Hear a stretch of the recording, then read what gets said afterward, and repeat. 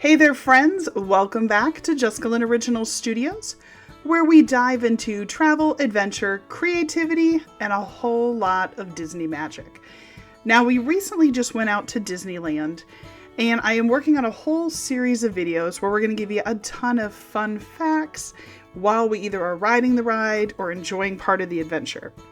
So the first one that we're going to do in this series, we are going to take a ride into the future. Well, at least what the future looked like back in 1959.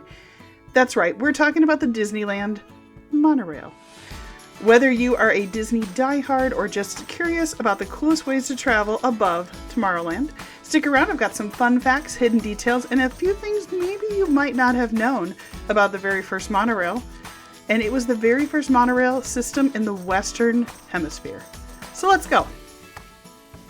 Now, as we are riding along past downtown Disney, I'm going to go ahead and tell you a little bit about it. So the Disneyland Monorail opened in June 14th, 1959, and it was the first, not just for Disney, but the entire Western Hemisphere. Before that, monorails existed mostly as short novelty tracks in Europe, and Walt Disney wanted a real working transportation system of the future. And guess what? He made it happen. In fact, the original version went into a short loop inside Tomorrowland with no stops, no stations, just a scenic, smooth ride. So one of the coolest things about the Disneyland Monorail is that it's unique. It leaves the park. So in Walt Disney World, Florida, you always stay within the Magic Kingdom area. This one actually leaves, and you can see all of the good neighbor hotels right across the street from Disneyland. That Disney Anaheim courtyard right there, that white hotel right behind that yellowy tan colored restaurant, I actually have a full video on that if you were thinking about staying in one of the hotels outside of Disneyland. So I guess if you're thinking about it, you're actually leaving and then re-entering the park as you ride it, so be sure to have your park ticket and reservation handy when you actually are boarding at Downtown Disney. So I am a huge history buff, especially when it comes to Disneyland. I have always gone to Disney World, Florida, but one of the things I love about Disneyland is there's so much history everywhere you look. Different trees that Walt chose for a specific reason.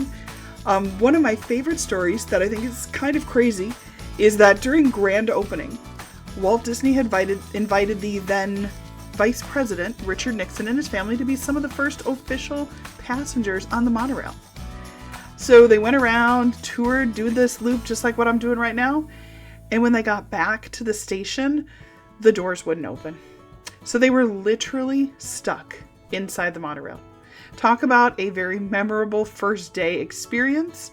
I'm sure that's something that stuck with him. So during this excursion to Disneyland for me, there was only one monorail available to us. So please know if they tell you that, it's probably going to be a longer wait than normal. But these monorails, they can go up to 30 miles per hour. Each one has a slightly different interior with cool LED lighting and futuristic seats. One of the coolest things that we did while we were there, one of the evenings, we got to ride in the back. So you can always ask if it's available or they're allowing it. It is an amazing experience, especially for the kids. I mean, I'll be really honest, even for the adults, I thought it was really, really cool. They had really cool lights in there, and you had full windows so you could really see all of the park. I'll put a couple of pictures in just so you can see us kind of chilling out. It was really cool. It felt very VIP, which was really fun. If this is your first time to Disneyland ever, I would highly encourage you to take the monorail if you can. I think that it really gives you just a different perspective and kind of a lay of the land. The other thing that's fun is that riding there, you can see there was Geppetto. You can actually see characters if they're down there. And if they're down there, typically you can catch them and get pictures with them. What I love is that you get an incredible look at like the rooftops of Tomorrowland, the lush greenery all around the lagoon. And for me, I always use it as a great opportunity to try and catch some pictures of different areas.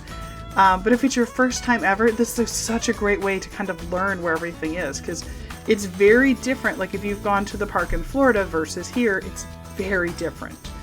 And the other thing I really like is that you can actually do the check-in. So basically you scan your ticket, do your photo ID, and then you can get right on the monorail. And instead of having to wait in line to go through security and everything, you've already done it. So you can actually do it at the station before you even get here, so that as soon as you get off this monorail, you can head right onto your first ride and just get your day started. No having to wait, nothing. Just walk down that ramp and off you go. Now what I love is that I can see the back side of Disney California Adventure, DCA. I think that's so fun. Obviously, as someone who goes to Disney World Florida a whole lot more, I don't get to see as many cast backstage moments as I do at Disneyland. So it's kind of fun to see them prepping for the day, or to kind of see them interacting on their way in or out for the day. Like right here, this is Soarin'. So again, different angles than what we're used to seeing. But I think that's what I love about Disneyland, right? There's so much history, there's so much culture, and they know that they are a small series of rides and land that they have to squeeze as much in there. And unfortunately, you're gonna see some of it. And I just think it's kind of fun because it feels like, ooh, what's going on back there? But I love the monorail, and I'll be really honest, whether you are just riding that monorail for nostalgia, for transportation, or just the opportunity to give your feet a break after 15 to 20,000 plus steps in a day, the Disneyland Monorail is more than just a ride. It's a piece of history. And I will be very honest with you, we stayed at the Disneyland Hotel we were in like the back tower, kind of where Goofy is, in the Goofy breakfast.